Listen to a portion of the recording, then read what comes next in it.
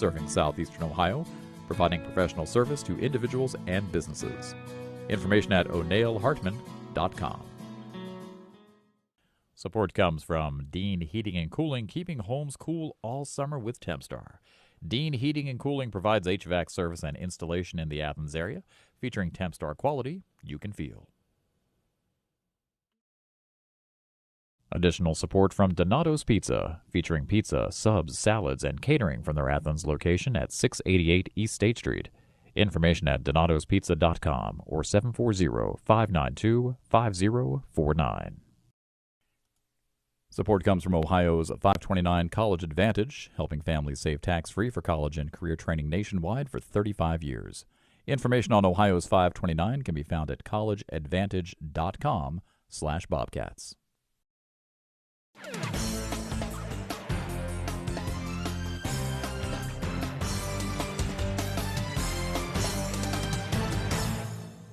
Hey there, everybody. Welcome back to another episode of Gridiron Glory. I'm your host, Donovan Varney, and we've got a lot of ball to get through tonight. For starters, Week 4 marks the first week of conference play for most of our teams, so let's take a look at what ground we're going to cover tonight. All right, so we've got 6 Showtime games to hit on in the OVC. We went to see Rock Hill at Fairland. Over in the SOC, we're going to get a peek at an undefeated Valley team against Waverly. We've got 2 games from the NVL Small, including the top 2 teams from last year going head-to-head. Then there's Bloom Carroll at Amanda Clear Creek, and our game of the week, Fort Fry versus Waterford. But we'll get to our game of the week in a little bit. For now, we're going to start things off in the OVC with Fairland and Rock Hill. Lucy Schaefer was there, and she's going to fill you all in. Yeah, Donovan, Fairland hasn't lost to Rock Hill since 2016, and over their last 9 meetings, the Dragons have scored an average of 39 points a game. But this season, Fairland is 1-2 for the first time since 2017, and Rock Hill is surging under head coach Tony Love.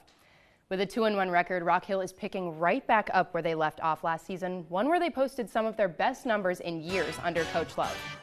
Taking a look at his first season, he guided the team to its best record and best offense since 2016. And that success continued in the postseason. Love was the first coach in program history to make it to the playoffs in a debut season. Now, high expectations for him and Rock Hill as they begin taking on the reigning OVC champions, and those Dragons will make you remember that title on their first drive. Xander Collins from 9 yards out, taking it in for Fairland's first score. And for a while, both defenses took center stage. Rock Hill's Dallin Cox throws a pick next drive to give Fairland possession again. And here's Rock Hill's Braylon McClellan getting it back there. After the quarter break, Rock Hill capitalizes on that drive. Dallin Cox looking to pass, but keeping it himself. A nice 20-yard run from the senior quarterback. Rock Hill making their first statement, and it's a tie game at 7. Cameron Howard kicking off for Rock Hill right here. And it finds Xander Collins at the 25-yard line. He takes off, dodging 2 defenders. And Donovan, where this tight end shines is on the ground. A nice stiff arm to put the icing on the cake, and he takes it all the way to the house. Nothing but green. And this beautiful play puts the Dragons ahead by just 1 score. Close to the end of the second quarter, Fairland is back on offense, and it's Owen Burcham heaving up over a beautiful backdrop to veteran receiver Connor Black. 86 yards to the end zone. The Dragons fly high into halftime, but the script flips late in the fourth quarter. Rock Hill scores big with 1 minute to go and comes back to win in a thriller, 33-32. I mean, wow, Lucy, what a game and what a comeback by Rock Hill. Yeah, whatever Coach Love said in the locker room at halftime must have worked, as this was more than just a standalone win for them. Tonight's victory means that Rock Hill has snapped a 9-game losing streak against Fairland, and last year, Fairland won in Pedro 49-14. This is a massive win for the team. Yeah, a huge win last year, but what happened in that second half tonight? Yeah, so Rock Hill scored to open the fourth, making it 25-21 Dragons. Both teams scored again as the clock winded down, and Rock Hill found their first lead with just a minute to go. Fairland drove down the field far enough to attempt a 30-yard field goal, but missed. What a way for Rock Hill to start their conference play. Yeah, and it looked like Fairland was in firm control for most of that first half too, but what happened? Yeah, they were, and it was all thanks to the versatility of that team. Fairland rotated running backs between Davin Murray and Christian Bompis, as well as using their tight end mainly on the ground. Xander Collins had 3 touchdowns on the night. Seems like Rock Hill made things exciting. What was the trick? Fixing some issues from the first half was really important for them. Rock Hill had a hard time stopping the run at first. Dallin Cox missed some passes, and that special teams allowed that big kick return from Collins, but the offense lit up in the second half just enough to top Fairland by 1. Now, Rock Hill starts conference play on a high note, and here's the rest of that schedule. Next week, they've got South Point on the road after they take an OVC break to host Pearsall Marion out of Cincinnati, and then it's Portsmouth, Chesapeake, and Colgrove to round out that regular season. Now, with this win tonight, Rock Hill is tied with Gallia Academy and Colgrove for first in the OVC. Yeah, I have a feeling it's going to be a fight for the top of the OVC. Thanks, Lucy. Our next game is between the undefeated Valley and the 0-3 Waverly Tigers. This Valley team has completely flipped the script after starting 0-5 last year, and Ty Carpenter went to Valley to find out just what changed. Donovan, it's been a minute since Valley started a season this dominant. So to give you an idea, that year SpongeBob aired its first episode. Bill Clinton was president, and their head coach Nolan Crabtree, well, he was on the team. So it's been a while, but this start didn't come out of nowhere. It's a payoff of tough years in a backfield formed by adversity. Senior Gabe McNeil entered last season as Valley's lead running back, but injuries dating back to his freshman year kept him off the field. Last week against Piketon, that was McNeil's first full game in 2 years. I love football with everything in me, and getting to play 4 quarters with all my guys and just going through with them, even though it hurt. I mean, fourth quarter, I was about to die, but I mean, it was awesome. It was amazing to feel tired again. It was amazing. But while McNeil sat out the 2024 season recovering, someone else was forced into the spotlight who might have never gotten the same chance otherwise. Anthony Aaron had just transferred to Valley, and in a new system with a new playbook, he had low expectations. But with McNeil down, he was the next man up, and he made the most of his opportunity. It was a struggle. It was amazing though, but I came here off of God dominant. Just wanted to get better because I wanted to make a name for myself and show everybody who I am. I'm Anthony Aaron. There was some changes we had to make. Anthony was new to our program and some of the system and certain things, and he just really took off. And those were things that we kept in there, and it's part of what we do now. Aaron finished last season with 900 rushing yards and 8 touchdowns, solidifying himself as a starter. As a result, a backfield was built by adversity, one that no defense wants to face. We have 2 of the best backs in the area. Me and him, we work together. It's awesome. I love blocking for him. He loves blocking for me. It's not a competition. We work together and we play to win. 2-headed monster. Last week they was kind of keen on me. 90 yards I got last week. We just thought, we're going to use Gabe for this and we're going to use this, because we have options to open. With the pieces coming together, head coach Nolan Crabtree reminds his team this season is about finishing what they've been building. If you walk in our locker room, you'd see the word finish written on the board in there. But we weren't the team last year that what we are right now. For the Valley seniors who've seen rock bottom, this is their chance to prove themselves. It's a senior season. It's the last shot to do everything I want to do, and it's just going out there and putting it all on the line for my teammates or my coaches that have been with me for all 4 years. Now, like Coach Crabtree mentioned, finishing out games is the goal this season, and last year Valley fell short to Waverly by just 1 possession, so revenge was also on the mind. And with these 2 on their squad, I'm sure they're loving their chances to get it done. But Waverly got the ball first, and how about this? 3rd and long, Gunnar Myers to Hez Nelson. He's finding the edge to the outside before being forced out of bounds by Gabe McNeil. Call that a field flipper for the Tigers. But that drive stalls, and that big play, well, it's got Valley a little angry, so Anthony Aaron is taking this handoff and finding his blockers, get these defenders off of him. Angry run as that drive leads to a field goal, 3-0 Valley, and it wouldn't be a backfield duo without some action from both. McNeil's getting tackled by his shoestrings, but he's staying on his feet for the huge gain before being brought down, popping out the shoulder pad. Equipment manager, get on it because he's got some more work to do. Cunningham too, you guessed it, it's Gabe McNeil. He's eating that hit for breakfast. Shoulder pad out again, but who cares? It's 11-0 Valley. But as the time ran low in the half, Waverly did manage to get down the field for a field goal as the seconds ran, so it's 11-3 at the break. Now the other team scoring, this Valley team takes it personally. So Anthony Aaron gets his handoff. He vanishes on camera. Give it a second to find him, and there he is. Looks like he vanished for the defense too, outrunning everybody for the 65-yard score. That one puts Valley up 18-3 as they took home the dub 25-3. So Donovan, that puts Valley at 4-0, and next week they're hosting the Wheelersburg Pirates. They're also undefeated. Yeah, it looks like we're going to have a fight for the top of the SOC 2 on our hands. Thanks for the great work, Ty. Now, here we go, y'all. The extra point means we got some extra football action coming up. We're going to take a break from the full game action and give you guys just the highlights from 5 more games. And we'll start right down the street at Athens. A good night for football at Joe Burrow Stadium. And, well, how about this? Briar Thomas taking it in himself for the first score. Now on defense, the Bulldogs somehow come up with this interception after some hot potato. Cohen Stalder makes a man miss, and he's chugging along, and he's dragged down just short right there. That leads to an Athens score, and here it is, Liam Klein around the corner. Athens gets a statement win tonight. No, that's not a typo, 71-0. Now it's time for some SVC action between Zane Trace and Piketon, and our first play is going to come from the defense. Luke Goulian's pass is intercepted by Zane Trace's Grady Stewart, and I don't know how he saw that one with the sun, but he takes it to the crib anyway. The whole defense meets him in the end zone for the Selly 2. That's how it's done. Piketon with their chance to get on the board. Tanner Lohr carries it in, seems to lose the ball as he crosses the line, but they fall on it for an easy 6. Pioneer offense now, and here's Grady Stewart again. He's going to take this one all the way, 56 yards, and Zane Trace wins it 42-6. Fairfield Union, Hamilton Township, let's do it. We'll see, the sky was real pretty out in Columbus today, but so was his first play. Here's Kalel Beverly Aiken with an army of Falcons trailing behind him, 87 yards to the crib. You're not catching him. Rangers with the early lead in this one. Later, how about some special teams action? Javon McBride, punt return specialist, 58 yards. These guys are all about the long scores tonight. And here's McBride again with the Moss en route to a 35-7 victory for Hamilton Township. Next up, Fairfield Christian and Fisher Catholic. Take it all in before we get right down to the action. Now, Braden Stem is going to show you how to make some change for $1, and that's with dimes. Drops it right in the bread basket to TJ Blair, FCA making it look easy. Now, the Irish look to respond here. Ethan O'Reilly can do that. There they go, tie the game up at 13. This time, Stem's ball doesn't make it to his guy. It's picked off by Leo Hampshire.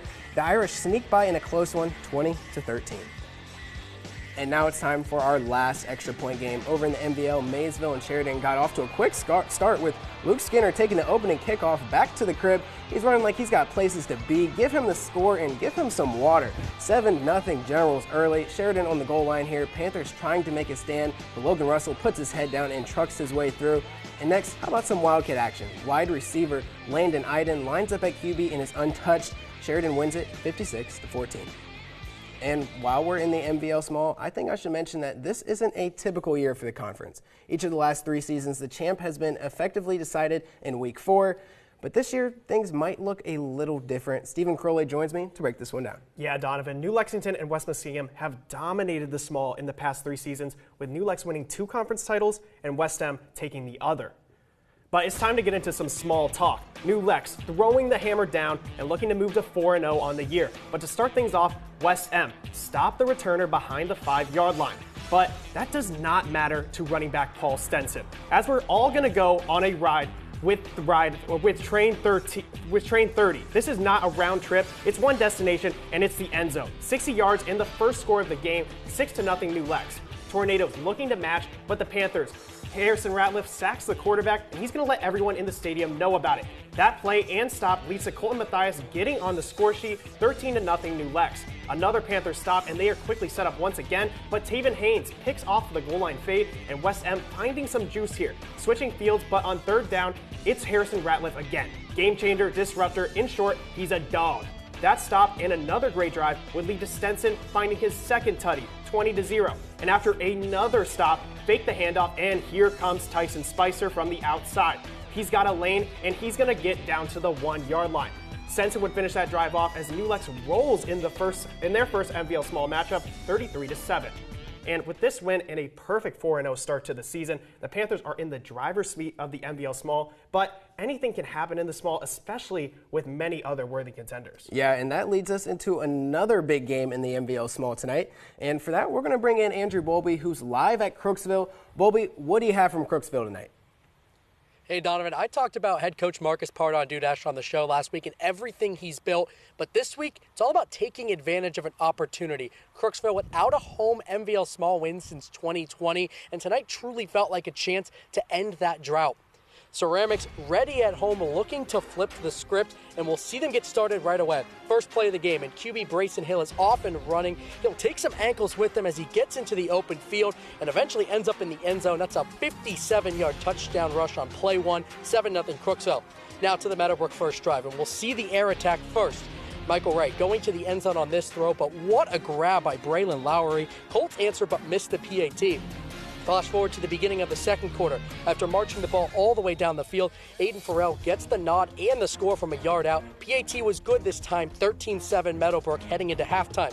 Coming out of the break, senior Jace Thompson came up with a forced fumble on the first defensive play, and Hill punches the ball in to tie the game at 13.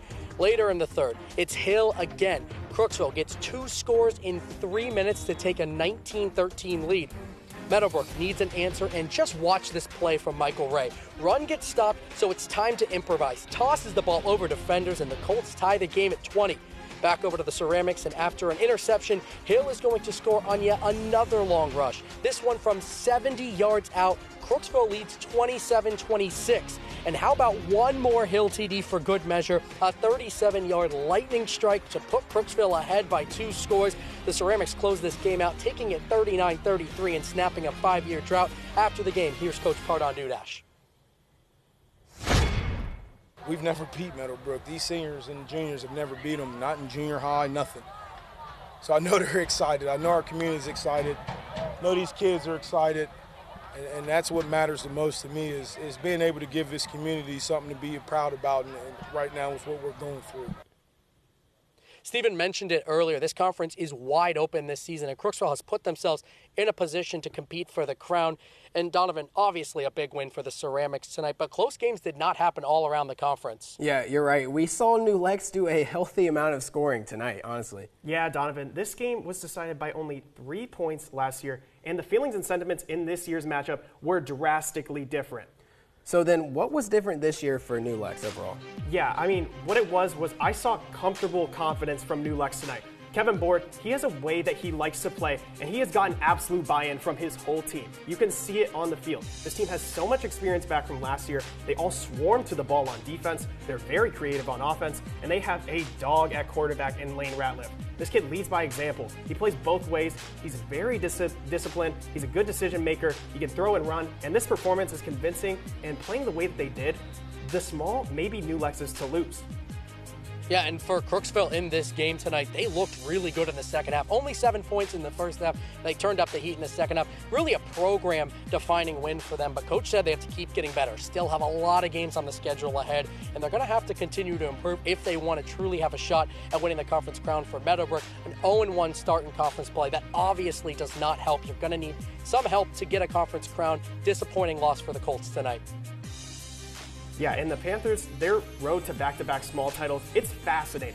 I mean, next week you play Tri-Valley, a team you lost 41-14 last year, only lost in their regular season. Week 7, a very good small opponent in Maysville. Week 9, you have Crooksville with the big W tonight, and then Week 10, Sheridan reestablished themselves tonight, scoring 50+. But this New Lex team, they have a chance to go undefeated, but we have matchups worthy of the spotlight all season long in the small.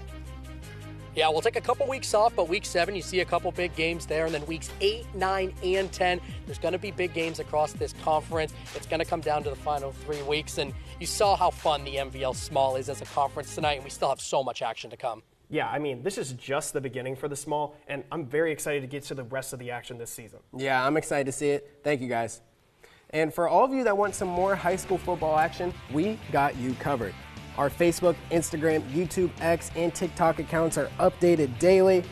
And we got all the SEO football content that you need. And don't forget to check out the pregame huddle on Thursday and Friday for previews of all of our Showtime games. Coming up, we've got a classic MSL Buckeye matchup that we've been watching for years. What's different is that for the first time since 2012, both teams have a losing record. And joining me to dive into this one is Evan Johnson. Yeah, Donovan, while Bloom Carroll and Amanda Clear Creek have been playing each other for over a half century, this is the 11th time they've played with both teams having a losing record. But don't read into the 1-2 records too much. Both of these teams have had tough non-conference schedules. And with renovations in their stadium, Amanda has played all of their games on the road so far. And for the first time this season, they will be able to play in front of the home fans at the Pit. Culture we have as a community also kind of reflects itself in the football team, I think. You know, being kind of hard-nosed and kind of a blue-collar mindset, it fits well. Our community embraces that and is good for it. You know, they want to cheer first down every time. You know, we want to have 3 yards of cloud of dust in the first down so the crowd can holler. So we're not a big play basketball and turf guys. We want to get our nose dirty and get after it. Now, Bloom Carroll has had the Aces number, winning the last 5 matchups between the two. But on Amanda's first drive, it ended in a punt. But the defense responded immediately, getting a big stop to force Bloom to punt. A few drives later, the Bulldogs get another shot, and this time it's Matthew Klein. He will find London Dodds in the middle of the field at the end of the first quarter. Now this set up the first scoring opportunity of the game, and Rusty Hutchinson drills the kick to give the Bulldogs a 3-0 lead in the second quarter. Now the Aces start to find life on offense, getting a couple of chunk plays from running back Tommy Stye, but the drive fizzled out. Klein looking to the air again, but instead will find Amanda defender Nick Collins. The Aces trying to build off the turnover, and they will show some creativity on offense, giving the sweep to who else but Stye. He gets around that corner and picks up the first down, but another Amanda punt leads to Bloom Carroll getting one final chance before the half. Rusty Hutchinson will weave his way through the defense until Bodie Martin just rips the ball out of Hutchinson's hands. That would end the half, and Bloom would go on to win 16-6. Yeah, we knew that these two defenses were elite, but they really showed out tonight. Quite the low-scoring game. Yeah, each team has really had to rely on their defense for basically the entire season, but we saw some flashes of old-school football tonight. From the jump, neither offense could move the ball at all, and we saw a lot of 3-and-outs early on. Amanda stayed with their run game and kept trying to wear down the Bulldogs' D-line, but they could just never get the big play they needed, while Bloom started to shake things up, finding opportunities in the air that helped them move the ball downfield. And surprisingly, the Aces' rush attack just had 27 yards at the half. Yeah, I mean, the Bulldogs' defense is loaded with seniors, and they knew exactly what Amanda was going to do on offense. They stacked the box every play and created a brick wall at the line of scrimmage that the Aces were just never able to get past. And I know it's just week 4, but this game definitely had some playoff implications. Yeah, it's still early, but according to the Fantastic 50, the Bulldogs have nearly locked up a spot with a 95% chance to make the playoffs. Amanda has no reason to panic as they still control their own destiny with a 67% chance. Now, Bloom starting off conference play with a road victory is huge, as the Bulldogs will look to at least get a share in the MSL Buckeye for the 8th straight year. Yeah, big win for the Bulldogs. Thanks for the good work, Evan. Now, from the players to the fans, I went out to our game of the week this week to see just what these Waterford and Fort Fry fans are all about. Tailgate with tons of good food. French fries base, and then you put pulled pork on top of them, queso cheese, scallions, barbecue sauce. Your choice. There's just all the condiments you want to load your fries down. Big bite, okay? You're going to definitely give it a 9 out of 10. One bite. Everybody knows the rules. I got queso on my face. That's a solid 9. That's a solid 9. Get rowdy, get tough. Get rowdy, get tough. Get Rowdy, yeah. Go Rockets! Yeah, they get rowdy. They get rowdy. You look like a baller. You got the jersey on. All right, what position you play? To be honest, I don't really know. Shirt from FortFryMerchandise.com. Jean shorts, homemade freshman year. Still fit, haven't grown. Socks, Nike.com. Canvas Crocs, got to put you on. They're tough.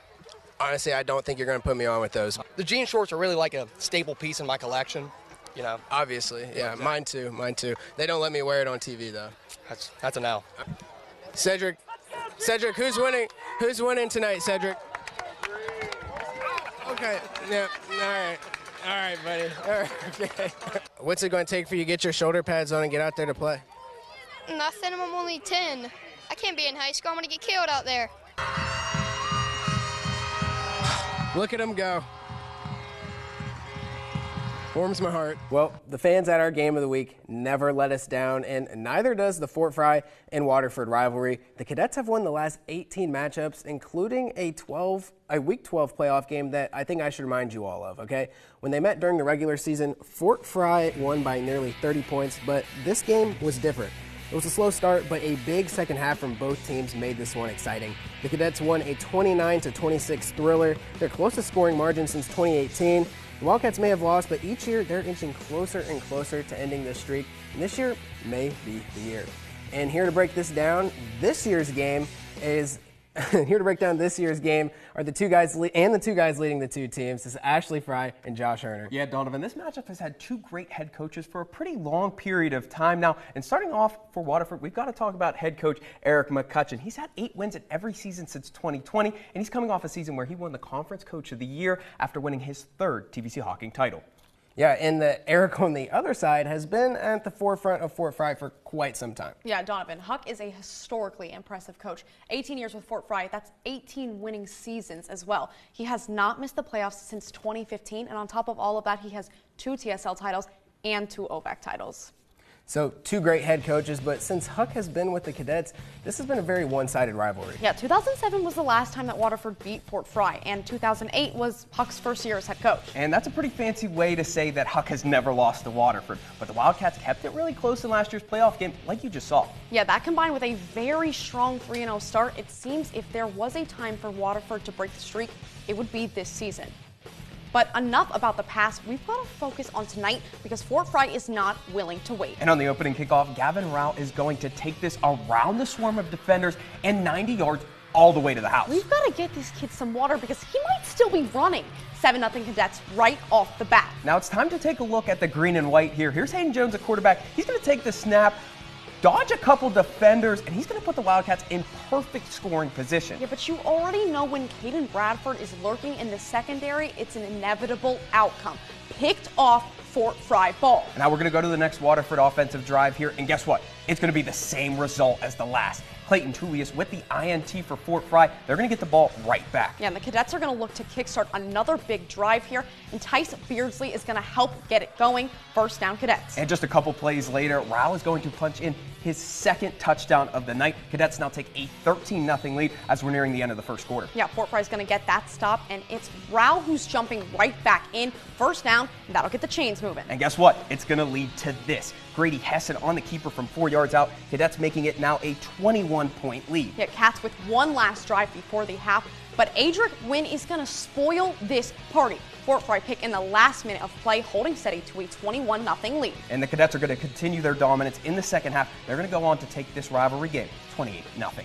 And guys, yet another Fort Fry rivalry win. Yeah, and head coach Eric Huck adds his 19th dub against Waterford to his resume. Yeah, 19 wins in a row is no easy feat for any coach, but this Fort Fry team is looking better and better every week, and they're especially looking good on defense. They were dominant tonight. How were they able to do it? Yeah, Donovan, you hear a lot of people use the term bend not break to describe some defenses, but Fort Fry was the definition of it tonight. The second Waterford made a big move tonight, Fort Fry shut them down on the very next play, taking away opportunities from them time and time again and constantly forcing turnovers. Yeah, and another way they were able to get off the field defensively is they were great on third down. They did a great job of that and stopping the run on early down situations. Yeah, so Fort Fry was able to stop that run like you said, Josh, but how did they run the ball themselves? Yeah, so last year Fort Fry lost their star running back Clayton Miller, but this year they picked right up where they left off with Gavin Rao and Tice Beardsley. They did exactly what they needed to do tonight. Yeah, we just talked about them being great on third down defensively, but Caden Bradford and Grady Hessen were 2 guys who were also able to run the ball tonight, and really that was a big reason why Fort Fry was able to keep the chains moving offensively and on their rushing attack. Yeah, 1,000%. I mean, this was a big game for Fort Fry. Big game for Waterford. Obviously came out on Fort Fry's end. There's still a lot of football left to play for sure, but I'm excited to see what these 2 teams have coming up. Yeah, Ashley, you just mentioned a lot of football left to play. We're going to get to see this Waterford team in action against NY next week. Yeah, definitely. Still a lot of football ahead for both teams. Thank you, guys. Waterford will play a tough undefeated Nelsonville York team next week, by the way. But anyway, we're going to get into some of our top plays. The end of our game of the week only means one thing, like I said, top plays. And we're going to catch some of the best runs, passes, jukes, and hits from all across the 7-4-0. And this first one is going to take us back to Hamilton Township, and it's going to come from the Fairfield Union defense. Hamilton Township looks to take a shot downfield on this play, but don't test that Falcon coverage.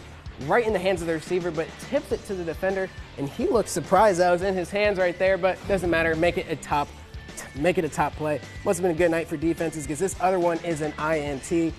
Here he is, one hand tip it to yourself and get going. Mason Harley all the way down the sideline and to the house, 91 yards, book it. That Zane Trace defense made Piketon pay tonight, and it was plays like that sealed the deal. Number 3 takes us back to offense with Sheridan, and my goodness, Logan Russell. That is an angry run. The kid's got defenses bouncing off of him like a trampoline, and I thought he was going down 10 yards ago.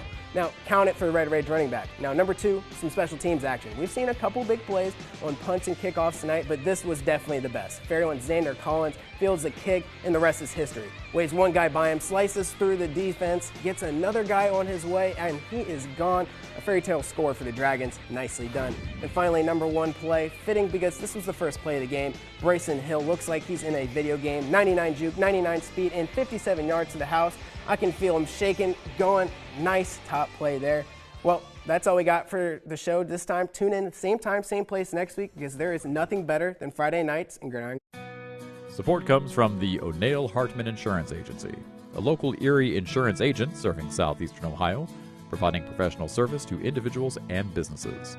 Information at o'neillhartman.com. Support comes from Dean Heating and Cooling, keeping homes cool all summer with Tempstar.